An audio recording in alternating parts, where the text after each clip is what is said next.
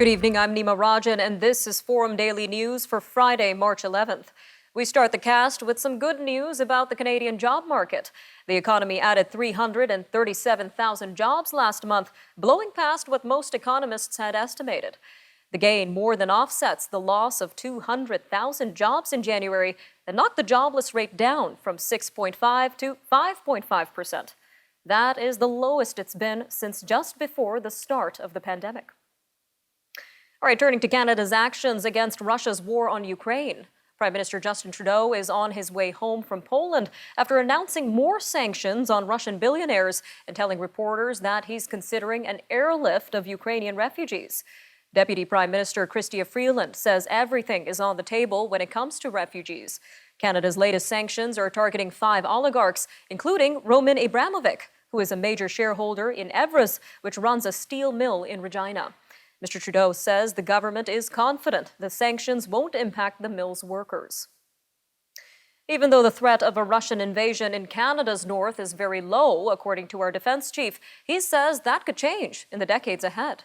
General Wayne Eyre was speaking at a defense conference in Ottawa, where he said protecting the country's Arctic region is a key priority for the armed forces. He warns Russia has reoccupied abandoned Cold War bases in its far north. He also says defending NATO's northern flank is a key area of concern for the Canadian military. Today also marks a milestone for the world's battle against COVID-19. 2 years ago today, the World Health Organization declared COVID a global pandemic, and life just hasn't been the same since.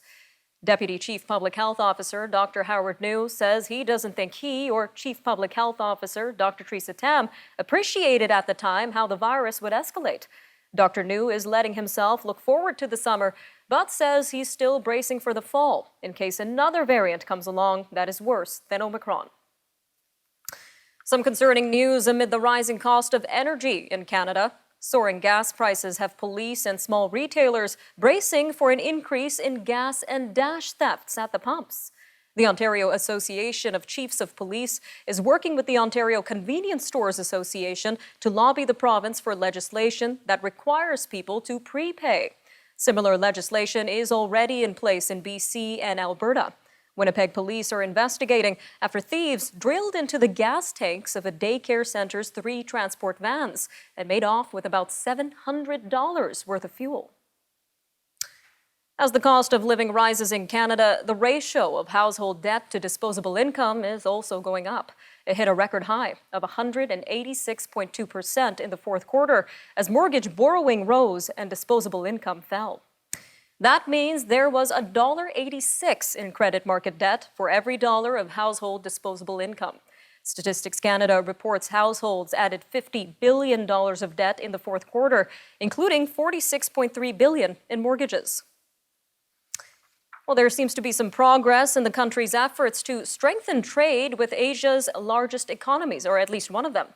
Canada and India have agreed to resume efforts toward a comprehensive trade deal. International Trade Minister Mary Ng met with her Indian counterpart today in New Delhi and says the two countries will pursue an early progress agreement as an initial step.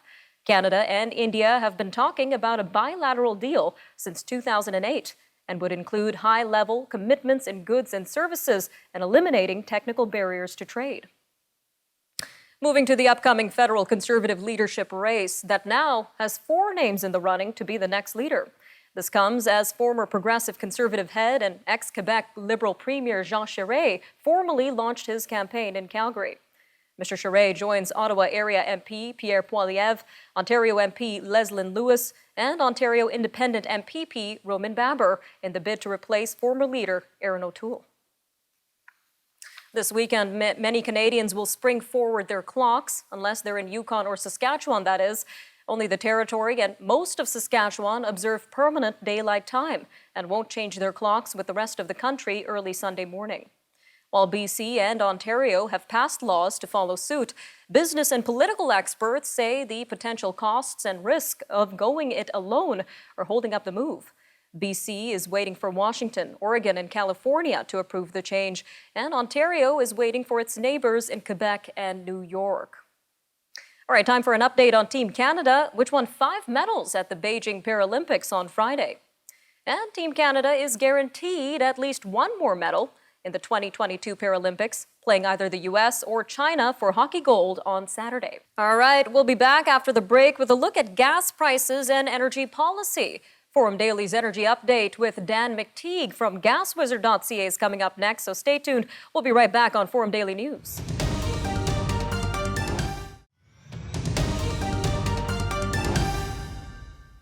Welcome back. Up next, Forum Daily's Energy Update with Dan McTeague.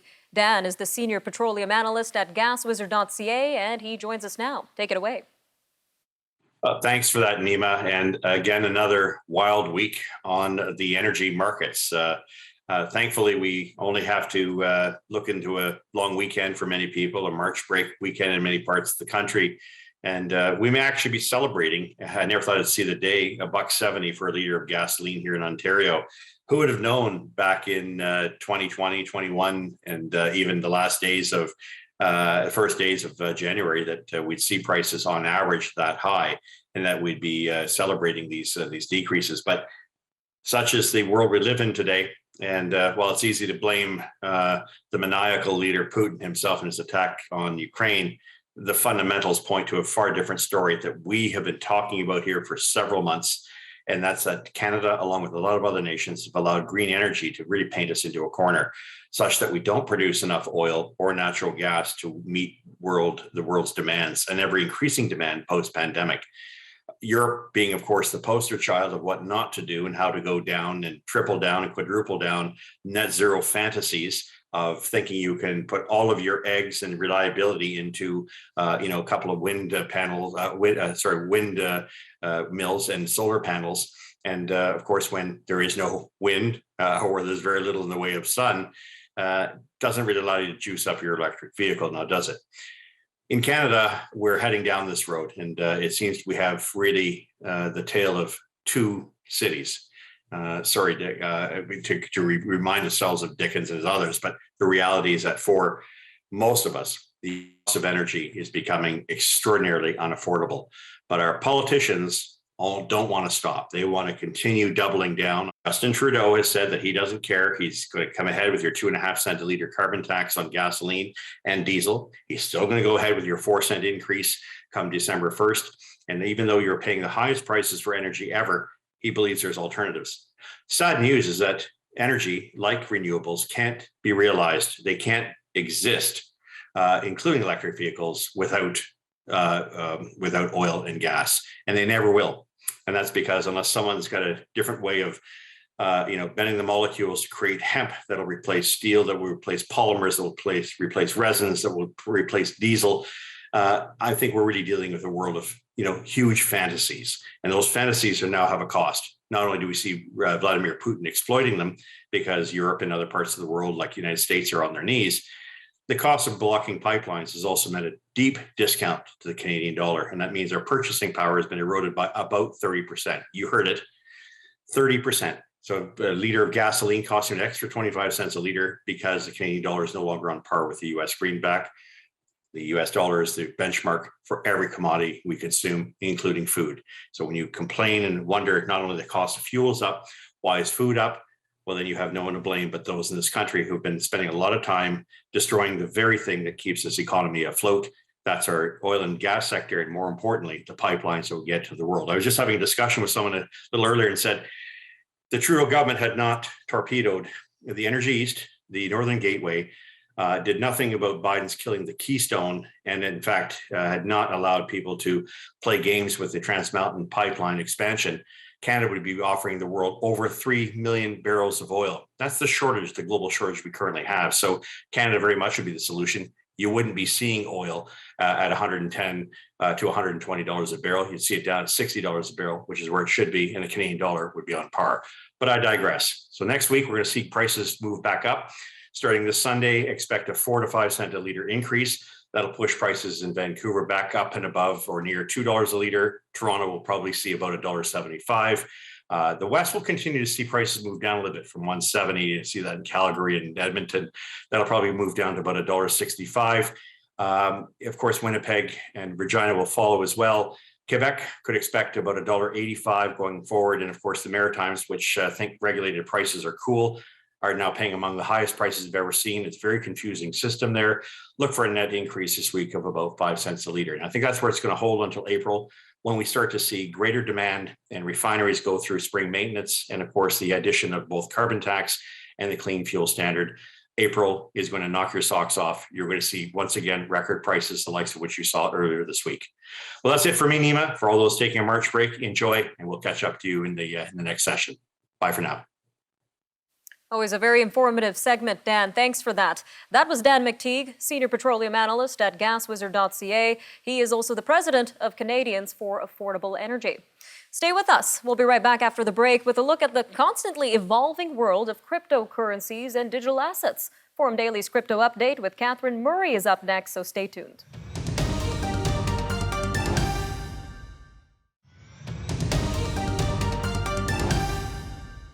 Welcome back. Forum Daily's Crypto Update with Catherine Murray is up next. Catherine is the host of The Buck Stops Here, and she joins us now. Take it away, Catherine. Thanks, Dima. Hello, everyone, and welcome to your weekly crypto and digital asset update. I am Catherine Murray. Well, we have seen significant volatility in cryptocurrencies moving lockstep with the global equity markets this week. And of course, the risk-off sentiment really driven by the Ukraine-Russia headlines and also U.S. inflation hitting a 4-decade high. That really has caused a risk-off tone for risk-on assets. Right now, we are seeing the value of cryptocurrencies at about $1.7 trillion. It looks as though Bitcoin is going to end the week down by about 6% week over week at around maybe 39,000. Importantly, though, we have heard from a few governments being quite supportive of cryptocurrencies. Big news this week was President Biden backing cryptocurrencies by signing a crypto-focused executive order to study digital currencies. This is to ensure responsible development of all digital assets. This was absolutely seen as a friendly move by the cryptocurrency world, sending Bitcoin up by 9% on Wednesday. Interestingly as well, we heard from South Korea's newly elected president, who is viewed as very pro-Bitcoin, having said earlier this month that in order to realize the unlimited potential of the virtual asset market, we must overhaul regulations that are far from reality and unreasonable. So again, interesting to hear various governments buy in. Speaking of which, when we think about governments and their involvement in cryptocurrencies, of course, one of the reasons and thesis behind cryptocurrencies was to not have government involvement. And the Russia-Ukraine war is a perfect example of that, in the sense that when we see the sanctions, we've actually heard from Bitfinance that they will not freeze the accounts of unsanctioned users in Russia, saying that it would be unfair to do so. They are, of course, complying with sanctioned Russians. But again, moving away from government control, this company is doing exactly what they believe is the reason behind why cryptocurrency should exist. Also, it's interesting if you think about why this is called the first crypto war, in part because the central bank out of Ukraine has limited ATM withdrawals and also their foreign exchange market. So that has led Ukraine's largest crypto exchange to do a lot of the work here and the heavy lifting in terms of getting funds, cryptocurrencies, to Ukrainians to help support them. So very interesting move there as well. Away from that, and I've mentioned this a number of times, in a different page here, we are hearing that more and more hedge funds, general hedge funds, are actually entering into the cryptocurrency world, pouring billions of dollars in. That's a headline this week. Another headline, Credit Suisse is launching a $200 million crypto options trading fund. And we've also heard from a headline perspective that Bain Capital Ventures is launching a crypto-focused fund valued at about $560 million. Away from that, at eBay's Investor Day, they did share a preview of their digital wallet integration. The CEO telling a news outlet that it is considering adding cryptocurrencies as a payment option. And lastly, Nima, I'll leave it on this, Shake Shack, the burger joint. They are testing a Bitcoin rewards Cash App, or with a Cash App, I should say. So I love my burger, but I didn't expect to be thinking about using crypto yet to buy some favorite burgers. So I'll leave it there, Nima, back to you. Crypto burgers. What an interesting concept, Catherine. Thanks for that. For more analysis and news on the markets, be sure to tune in to Catherine Murray on The Buck Stops Here. All right, from cryptocurrency to components, Japan's top automaker Toyota will scale back domestic production over the next 3 months. It says this is because of a supply crunch in chips and other parts that have slammed the global auto industry. All the world's automakers have been hit hard by production delays related to the coronavirus pandemic. Some big moves being made by one of the world's top media conglomerates. The Walt Disney Company is the latest big name to join the list of organizations no longer doing business in Russia because of its invasion of Ukraine. The company had previously announced it was pausing all film releases in Russia, but now says it is pausing other businesses in the country as well, including cruise ships, National Geographic magazine issues and tours, local production, product licensing, and its TV networks. Disney says while some activities can be paused immediately, others, like the TV networks and some licensing agreements, will take time to come into effect due to contractual complexities. News from around the world coming up next only on Forum Daily News, so stay tuned. We'll be right back.